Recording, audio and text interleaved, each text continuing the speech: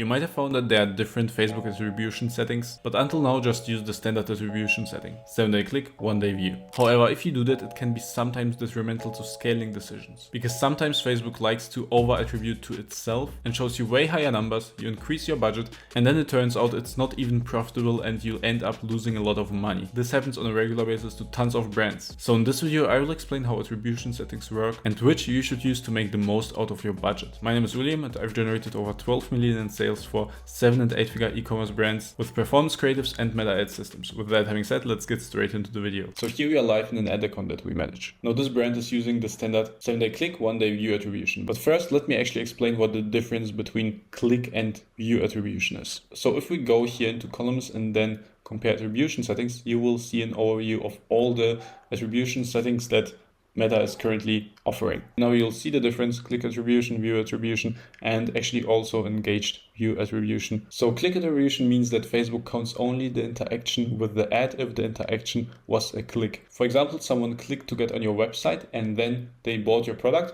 Okay, then Facebook counts it as if they delivered the sale for you, and nothing wrong with that. That's actually the case, right? Now with view attribution, it's a bit trickier because here Facebook actually just recognizes if someone scrolled through their feed, saw your ad, didn't click on it, but still bought. Now you might be wondering, how does that happen? Well, for example, if they scroll, they find your ad, they don't click on it, but they just go on Google and search your brand. Then they find your website, they scroll through your products, they choose one and they buy. This is actually a very common user behavior, and this is why view attribution data also exists. Now in this case it already gets kind of problematic because Facebook says, well, I made the sale for you, right? Through the view. Because of the view they actually searched for your brand and bought. But then also if you're running Google ads, they might have clicked on your Google advertisement and then bought from there. So Google counts one sale, Facebook counts one sale, but actually they work together to deliver you that sale. And in your reporting, it might be like 2 sales, but it's actually only 1. Now we will come back to that problem, but first of all,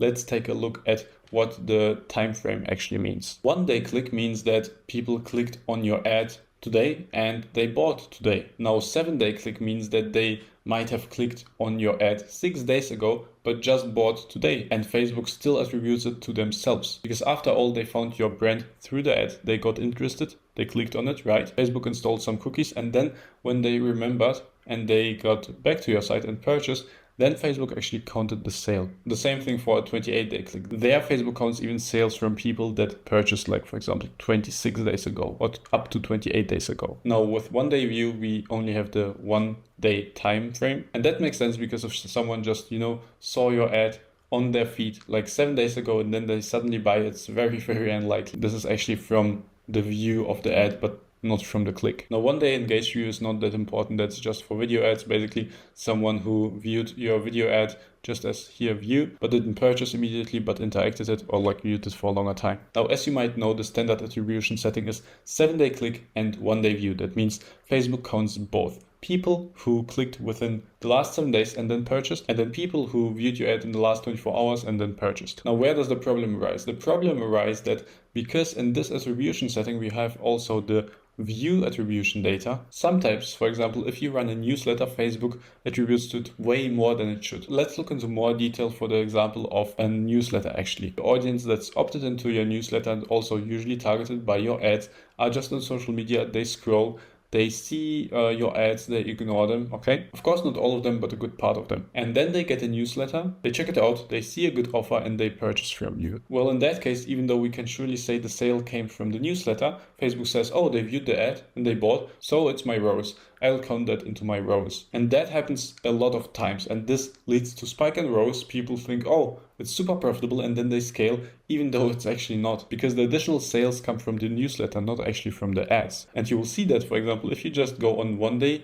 view and apply it, in the case that you run a newsletter, you will see that the ROAS will be here much higher. So here we now see this is the conversion data from only views.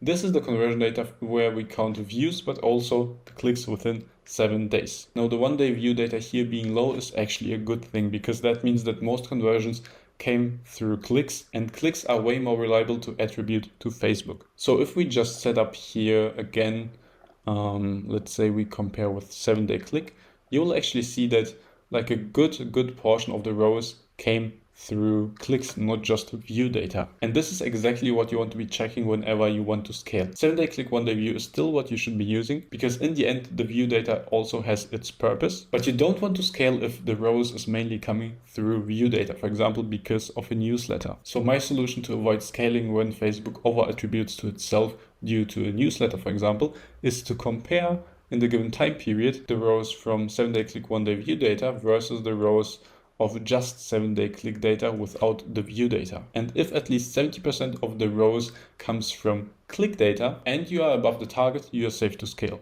But if the majority of the ROAS comes from view data, you'd want to wait for a couple more days and see if that balances out, or maybe if you should even decrease the budget if Facebook attributes a lot to itself and you don't actually see that reflected in your Shopify sales. So this is what you want to be checking every time you want to scale. By the way, this is just one of the tricky things Facebook has to offer. There are many more ways you can go wrong. If you don't want to spend a few years to learn and master it, I can help you scale your brand by taking care of your full meta funnel. If you want me to do that, click the first link in the description and book a free call with me today. But if you want to do it on your own, check out this video where I go over the best testing structure for Facebook ads in 2024. Keep scaling, see you there.